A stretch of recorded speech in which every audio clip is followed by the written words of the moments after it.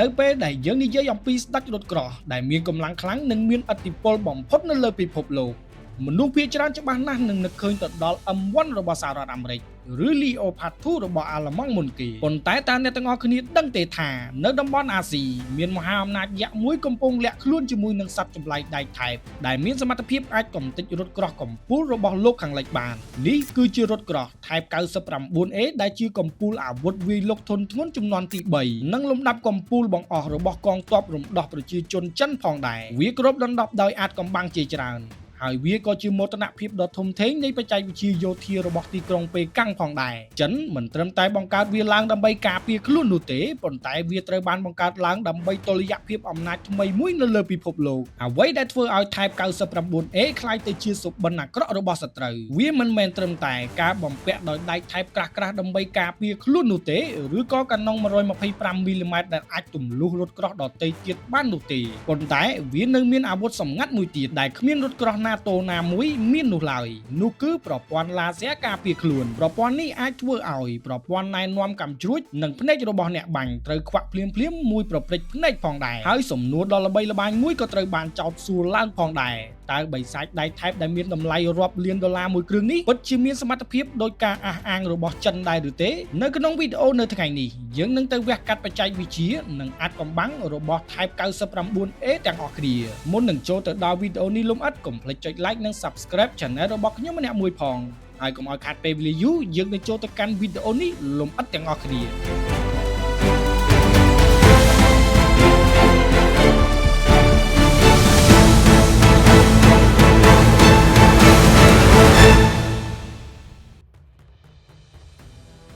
ដើម្បីយល់ពីភាពខ្លាំងរបស់ថែប 99A យើងត្រូវត្រឡប់ទៅមើលប្រវត្តិសាស្ត្រយោធាចិនកាលពីប៉ុន្មានទសវត្សរ៍មុនសិនជាច្រើនឆ្នាំកន្លងមកកងទ័ពជើងគោកចិនត្រូវបានគេមើលរំលងដោយសារតែពួកគេប្រើប្រាស់រថក្រោះចាស់ៗដែលត្រូវបានចម្លងបច្ចេកវិទ្យាទាំងស្រុងពីសូវៀតនៅក្នុងសម័យនោះចិនគ្រាន់តែជាអ្នកដើរតាមក្រោយបច្ចេកវិទ្យាមហាអំណាចលំដាប់ពិភពលោកតែប៉ុណ្ណោះប៉ុន្តែចំណុចរបត់ដ៏ធំមួយត្រូវបានកែប្រែប្រវត្តិសាស្ត្រទាំងស្រុងនៅក្នុងឆ្នាំ 1991 គឺសង្គ្រាមឈូងសមុទ្រដ៏ល្បីល្បាញនៅពេលនោះពិភពលោកទាំងមូលរួមទាំងប្រទេសចិនផងដែរបានស្រឡាំងកាំងយ៉ាងខ្លាំងនៅពេលដែលឃើញរថក្រោះទំនើបរបស់សូវៀតដែលប្រើប្រាស់ដោយកងទ័ពអ៊ីរ៉ាក់ត្រូវបានកងទ័ពអាកាសនិងរថក្រោះរបស់លោកខាងលិចកំទេចស្ទើរខ្ទេចខ្ទីដោយរបស់ក្មេងលេងនៅក្នុងរយៈពេលត្រឹមតែប៉ុន្មានថ្ងៃប៉ុណ្ណោះព្រឹត្តិការណ៍នេះគឺជាសារដាស់តឿនដ៏ធំមួយសម្រាប់ទីក្រុងប៉េកាំងថាប្រសិនបើពួកគេមិនព្រមធ្វើទំនើបកម្មនិងបង្កើតរថក្រោះផ្ទាល់ខ្លួននោះទេពួកគេនឹងត្រូវបានកំទេចដូចអ៊ីរ៉ាក់ដូចគ្នាភ្លាមនោះចិនបានបញ្ជាឲ្យក្រុមហ៊ុនឧស្សាហកម្មយោធាយក្សរបស់ខ្លួនគឺ Noriko បើកយុទ្ធនាការសម្ងាត់មួយដើម្បីរចនារថក្រោះជំនាន់ថ្មីគោលដៅរបស់ពួកគេគឺច្បាស់លាស់ណាស់រថក្រោះដែលត្រូវបានបង្កើតឡើងថ្មីនេះត្រូវតែមានសមត្ថភាពប្រយុទ្ធស្មើមុខស្មើមាត់ឬខ្លាំងជាងរថក្រោះដ៏ល្បីល្បាញរបស់សហរដ្ឋអាមេរិកនិង NATO ទាំងមូលគម្រោងនេះត្រូវបានបង្កើតចេញជារថក្រោះថែប 99 ជំនាន់ដំបូងបង្អស់ដែលត្រូវបានបង្ហាញជាសាធារណៈនៅក្នុងពិធីព្យុហាយាត្រាថ្ងៃបុណ្យជាតិឆ្នាំ 1999 ក្នុងប្រទេសចិនប៉ុន្តែចិនមិនព្រមបញ្ចប់មហិច្ឆតារបស់ខ្លួនត្រឹមនេះនោះទេនៅចន្លោះឆ្នាំ 2011 ក្រោមការដឹកនាំរបស់ប្រធានរចនាប្លង់រថក្រោះគឺលោកម៉ៅមីងចិនបានធ្វើកំណែទម្រង់រថក្រោះស្ទើរតែទាំងស្រុងរហូតបង្កើតបានទៅជាស្តង់ដារថ្មីមួយគឺថែប 99A ដែលជាជំនាន់ចុងក្រោយនិងទំនើបបំផុតរបស់ពួកគេវាលែងជារថក្រោះកែច្នៃតាមបែបសូវៀតទៀតហើយប៉ុន្តែវាគឺជាកំពូលបិសាច Digital ដែលត្រូវបានរួមបញ្ចូលទាំងបច្ចេកវិទ្យាថ្មីល្អជុំវិញពិភពលោកបូករួមទាំងអាវុធផ្ដាច់មុខរបស់ចិនខ្លួនឯងផងដែរអ្វីដែលធ្វើឲ្យរថក្រោះមួយគ្រឿងនេះคล้ายទៅជាអាវុធវាយលុកដ៏គួរឲ្យខ្លាចបំផុតនោះគឺស្ថិតនៅលើកម្លាំងបំផ្លាញរបស់វាសម្រាប់ថែប 99A ចិនបានបំពាក់កាណុងប្រភេទ 125 មីលីម៉ែត្រជំនាន់ថ្មីដែលមានប្រវែងវែងជាងនិងមានសម្ពាធខាងក្នុងកាណុងខ្ពស់ជាងរថក្រោះសូវៀតចាស់ៗពីមុនកាណុងរបស់វាមិនត្រឹមតែអាចបាញ់គ្រាប់រថក្រោះធម្មតាបាននោះទេប៉ុន្តែវាក៏អាចប្រើប្រាស់នៅគ្រាប់ទម្លុះពាសដែកល្បឿនលឿនប្រភេទ APS ផងដែរគ្រាប់ប្រភេទទម្លុះរថពាសដែកនេះត្រូវបានបង្កើតឡើងដោយសារធាតុអ៊ុយរ៉ាញ៉ូមទន់ដែលវាមានសមត្ថភាពអាចទម្លាយគ្រឿងក្រោះរបស់រថក្រោះលោកខាងលិចបានស្ទើ ទើតែគ្រប់ប្រភេទពីចម្ងាយរាប់គីឡូឯណោះចំណុចពិសេសមួយទៀតគឺរថក្រោះនេះអាចប្រើប្រាស់ប្រព័ន្ធបញ្ចូលគ្រាប់ដោយស្វ័យប្រវត្តិប្រព័ន្ធនេះអាចវាយសម្រុកបាញ់គ្រាប់ល្បឿនលឿននិងបន្តបន្ទាប់គ្នាក្នុងកម្រិតប្រហែលជា8គ្រាប់នៅក្នុង1នាទីការប្រើប្រាស់ម៉ាស៊ីនស្វ័យប្រវត្តិបញ្ចូលគ្រាប់ប្រភេទនេះអាចជួយកាត់បន្ថយចំនួននាវិកនៅក្នុងរថក្រោះដែលពួកគេប្រើប្រាស់តែ3នាក់ប៉ុណ្ណោះរួមមានមេបញ្ជាការអ្នកបើកបរនិងអ្នកបញ្ជាគ្រាប់កាំភ្លើងវាខុសប្លែកពីរថក្រោះរបស់លោកខាងលិចដូចជា M1 របស់សហរដ្ឋអាមេរិកដែលនៅតែប្រើប្រាស់មនុស្សដើម្បីបញ្ចូលគ្រាប់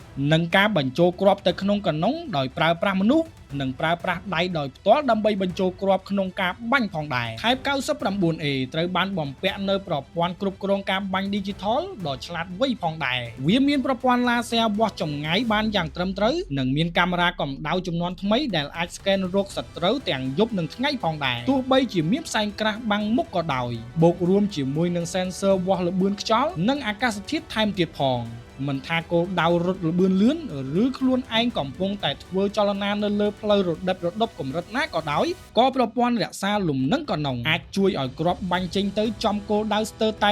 100% ហើយអ្វីដែលធ្វើឲ្យវាកាន់តែអស្ចារ្យនោះគឺកាណុង 125 មីលីម៉ែត្រមួយនេះក៏អាចបាញ់កាំជ្រួចប្រឆាំងរថក្រោះដែលនាំផ្លូវដោយប្រព័ន្ធ Laser ចេញពីកាណុងនេះផ្ទាល់បានថែមទៀតផងវាអាចវាយប្រហារចំគោលដៅក្នុងរយៈចម្ងាយរហូតដល់5គីឡូម៉ែត្រឯណោះឬសូម្បីតែការប្រើប្រាស់កាំជ្រួចនេះដើម្បីបាញ់ទម្លាក់ឧទ្ធម្ភាគចក្រប្រយុទ្ធរបស់សត្រូវដែលហោះទាបបានផងដែរប្រសិនបើកម្លាំងវាយលុកគឺជាអាវុធដ៏មុតស្រួចនោះគឺប្រព័ន្ធការពារខ្លួនគឺជាខែលដែកថែបដ៏រឹងមាំរបស់ Type 90A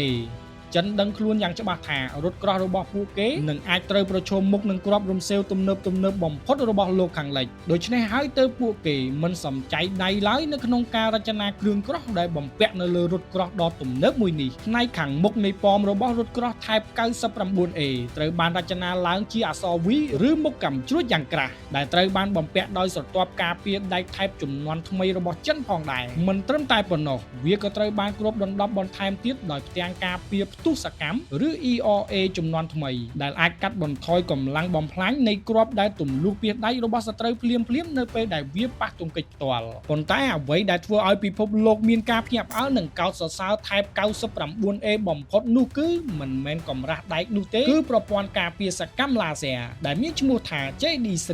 នេះគឺជាបច្ចេកវិទ្យាដែលមានតែមួយគត់នៅលើរថក្រោះរបស់ចិនដំណើរការរបស់វាគឺអស្ចារ្យណាស់នៅពេលដែលរថក្រោះសត្រូវប្រើប្រាស់ប្រព័ន្ធ Laser មក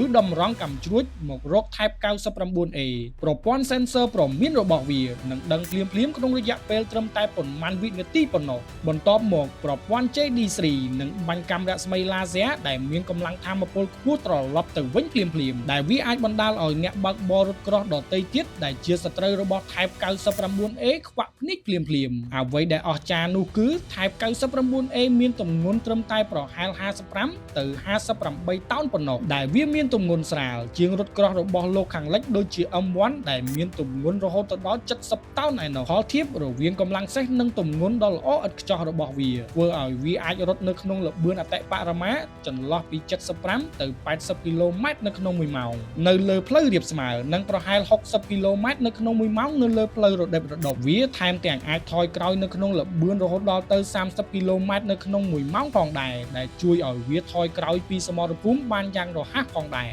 ក្រៅពីល្បឿនដ៏លឿនរបស់វាក៏ត្រូវបានបំពាក់ដោយប្រព័ន្ធបញ្ចូលលេខដោយស្វ័យប្រវត្តិដែលធ្វើឲ្យអ្នកបើកបររថក្រោះនេះដូចជាបើកបរឡានទំនើបផងដែរភាពរហ័សរហួននិងសមត្ថភាពឆ្លងកាត់ស្ថានភាពដីលំបាកបែបនេះធ្វើឲ្យ Type 99A ក្លាយទៅជាខ្លារខិនដែកថែបដ៏គ្រោះថ្នាក់បំផុតនៅក្នុងតំបន់អាស៊ីអាគ្នេយ៍ទាំងកម្លាំងបាញ់ប្រព័ន្ធការពារនិងល្បឿនសុទ្ធតែល្អឥតខ្ចោះប៉ុន្តែបើធៀបនឹងស្ដេចរថក្រោះរបស់លោកខាងលិចតើវាពិតជាឈ្នះដែរឬទេនៅក្នុងវីដេអូនេះយើងនឹងធ្វើការប្រៀបធៀបកម្លាំងនិងសមត្ថភាពមួយចំនួនឲ្យបងប្អូនទាំងអស់គ្នាបានទស្សនាផងដែរឥឡូវនេះដល់ពេលដែលយើងឆ្លើយនឹងសំណួរដ៏សំខាន់បំផុតមួយនោះគឺ Type 99A ពិតជាអាចប្រកួតប្រជែងជាមួយនឹងស្ដេចរថក្រោះលោកខាងលិចបានមែនដែរឬទេបើផ្អែកនៅលើក្រដាសនិងលក្ខណៈបច្ចេកទេសចម្លើយពិតជាអាចទៅរួចប្រសិនបើធៀបជាមួយនឹង M1A2 របស់សហរដ្ឋអាមេរិកឬ Leopard 2A7 របស់អាល្លឺម៉ង់រថក្រោះ Type 99A មានប្រៀបជាងត្រង់វាមានទម្ងន់ស្រាលនិងល្បឿនលឿនជាងដែលធ្វើឲ្យវាមានភាពបត់បែនខ្ពស់នៅក្នុងសមរភូមិអាស៊ីជាងនេះទៅទៀតប្រព័ន្ធ Laser JD3 គឺជាបច្ចេកវិទ្យាផ្ដាច់មុខដែលរថក្រោះ NATO គ្មាននោះឡើយទោះបីជាប្រទេសចិន អួតក្តែងថា Type 99A របស់ខ្លួនមានសមត្ថភាពខ្លាំងយ៉ាងណាក៏ដោយក៏វានៅមានចំណុចខ្សោយមួយដែលมันអាចប្រកែកបានផងដែរនោះគឺវាមិនទាន់បានឆ្លងកាត់សមរភូមិពិតប្រាកដម្ដងនោះឡើយវាខុសពី AL5 របស់សហរដ្ឋអាមេរិកនិង Leopard របស់អាល្លឺម៉ង់ដែលត្រូវបានឆ្លងកាត់សង្គ្រាមរាប់មិនអស់និងត្រូវបានកែប្រែចំណុចដែលខ្វះខាតដោយផ្អែកទៅលើបទពិសោធន៍ដែលបង្ហូរទៅដោយឈាមនិងទឹកភ្នែកពិតប្រាកដគ្រឿងក្រោះនិងការអួតក្តែងរបស់ប្រទេសចិននិងប្រព័ន្ធឡាស៊ែរទំនើបដែលត្រូវបានបំពាក់ឲ្យរថក្រោះ Type 99A ល្អកម្រិតណានៅពេលដែលត្រូវប្រឈមមុខនឹងដ្រូនអតិឃាតឬកាំជ្រួចទំនើបនៅក្នុងសង្គ្រាមពិតប្រាកដសំណួរដ៏សំខាន់ត្រូវបានចោទឡើងថាតើវាអាចស៊ូទ្រាំដូចជា M1 របស់សហរដ្ឋអាមេរិកឬ Leopard របស់អាល្លឺម៉ង់ដែរឬទេហើយសំណួរមួយនេះនៅតែជាសញ្ញាសួរដ៏ធំដែលពិភពលោកនៅតែមានចម្ងល់ដោយសារតែរថក្រោះកំពូលរបស់ចិនមួយនេះមិនត្រូវបានឆ្លងកាត់ឬមិនដែលមានប្រវត្តិសាស្ត្រម្ដងនោះឡើយនៅក្នុងសង្គ្រាមពិតប្រាកដប៉ុន្តែសម្រាប់ប្រទេសចិនវិញ Type 99A មិនមែនជាខ្លាក្រដាស់នោះទេវាគឺជាមោទនភាពនិងជាខែលការពារដៃថែបដ៏រឹងមាំបំផុតរបស់មហាយៈចិនចុះប្រិយមិត្តទាំងអស់គ្នាវិញយល់យ៉ាងណាដែរតើ Type 99A ពិតជាស្ដេចរថក្រោះប្រចាំតំបន់អាស៊ីមែនដែរឬទេឬមួយបងប្អូនទាំងអស់គ្នានៅតែគាំទ្រ M1 របស់សហរដ្ឋអាមេរិកជាងសូមបញ្ចេញមតិរបស់បងប្អូនទាំងអស់គ្នានៅខាងក្រោមវីដេអូនេះហើយបើពេញចិត្តវីដេអូប្រភេទបែបនេះកុំភ្លេចចុច like និង subscribe ដើម្បីទទួលបាននូវវីដេអូប្រភេទនេះថ្មីផងដែរអរគុណសម្រាប់ការតាមដានទស្សនាវីដេអូនេះតាំងពីដើមរហូតដល់ចប់ជួបគ្នានៅវីដេអូបន្ទាប់